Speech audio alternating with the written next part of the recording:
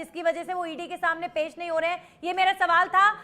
और अब मैं आम आदमी पार्टी के प्रवक्ता जो मेरे साथ जुड़े राधेश्याम जी, उनका रुख कर लेती हूँ। राधेश्याम जी, ईडी को लेकर या सीबीआई को लेकर मीडिया के सामने आकर बार बार ये ब्लेम करना कि ये तो बस इस तरीके से कीचड़ उछालना, को किस बात का डर है? क्यों ईडी ने उन्हें बुलाया और वो नहीं जा रहे हैं?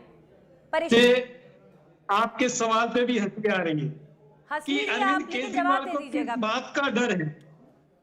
मैडम आप ये देखिए कि जब से आम आदमी पार्टी बनी है, इसने भारतीय जनता पार्टी के काले कारनामों को उजागर करने का काम किया है।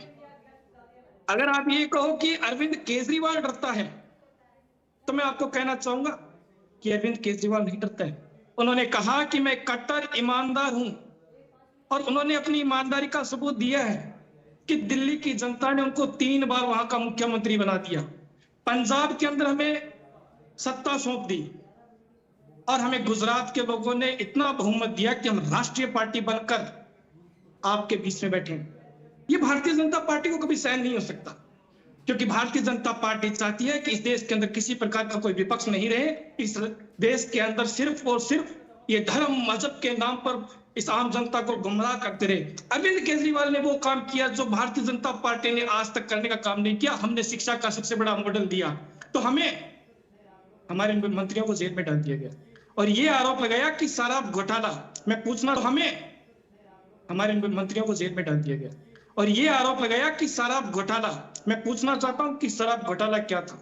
मैं आप सबसे पूछना चाहता हूं कि शराब घोटाला क्या है। अगर शराब घोटाला कुछ हुआ है, लेकिन उस पर कभी जांच नहीं होती।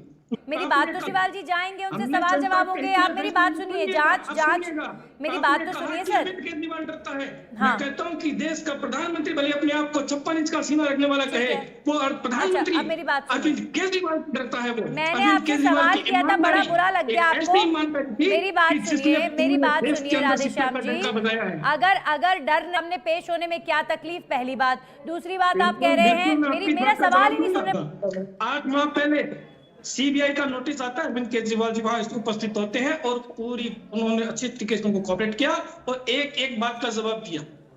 ईडी की बात करें, ईडी जांच करने के लिए नहीं है। अच्छा। क्योंकि आने वाला भी 2 महीने 3 महीने बाद में लोकसभा का चुनाव है, और भारतीय जनता पार्टी को इस बात का पता है। आपको पता है सर, ये कितना गैर जिम्मेदाराना बयान है कि बार बार आप सरकारी एजेंसियों को घेरते हैं। आपको ये बात पता है ना कि बिना सबूतों के देश में कभी कोई कार्रवाई होती नहीं है।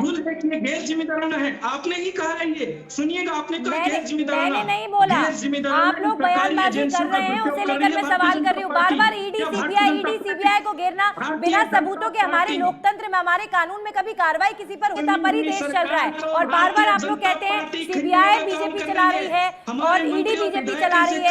ऐसे चलती है क्या सर एजेंसियां? क्या बात कर रहे हैं पूजा जी? मेरी बात सुनिए, सबूत नहीं मिला। विपक्ष बार बार सवाल करता है कि सारा भ्रष्टाचार क्या विपक्ष ने ही किया है? सारा भ्रष्टाचार क्या हम ही कर रहे हैं? बीजेपी के नेताओं पर सीबीआई या ईडी?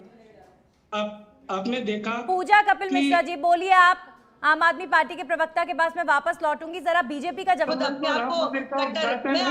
मुझे बोलने दीजिए नंदिनी जी, मैं जवाब मुझे देना है, आपका जवाब मुझे देना है। सर एटलीस्ट शुरुआत जरा शांतिपूर्ण तरीके से हो जाए। घोषित करने वाले देश के कानून पर उंगली उठा रहे हैं, ये बोलते रहते हैं लगातार। बोलिए जवाब दे रहा था मैं, बोलिए जल्दी। हार्दिक पटेल जैसे ही भारतीय जनता पार्टी में शामिल होते हैं, उनके सारे केस माफ हो जाते हैं। येदियुरप्पा भारतीय जनता पार्टी में आते हैं, सम्मान पे पूछताछ करने जाए ना, आप कोर्ट जाइए, कानून है ना देश का, देश के कानून जाइए, कानून है ना देश का, देश के कानून में जाइए आप कोर्ट में। महाराष्ट्र के अंदर देवेंद्र फडणवीस कहते हैं अजीत पवार चक्की पीस रही, और जैसे ही वो पूरे के पूरे उसमें शामिल होते हैं तो वो पाक साफ हो जाते हैं। जवाब दीजिए इस बात का। यानी कि किसी भी जांच चल रही है, किसी की जांच को रोका। हमारे साथ जुड़ी हुई हैं शिप्रा जी, कांग्रेस के प्रवक्ता के पास में सर जल्दी आऊंगी। एक सेकंड, आप दोनों लड़ना बंद कीजिए। आम आदमी पार्टी और बीजेपी के प्रवक्ता लड़ना बंद कीजिए। शिप्रा जी, देश में जिस तरीके की राजनीति हो रही है, गिरफ्तारी अब तक हुई नहीं है, बस मीडिया के सामने बयानबाजी हो रही है।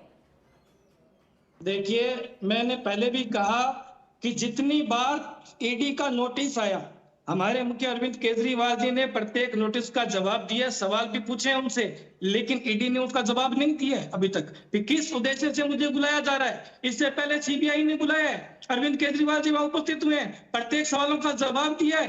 बार बार बीजेपी प्रवक्ता यहाँ बैठ के मुद्दों से भटकाने का प्रयास कर रहे हैं। ये लोग खास हैं कि इनको समझ भेजा जाएगा लेकिन जवाब नहीं देंगे। क्या आम आदमी के लिए कानून ऐसा है क्या?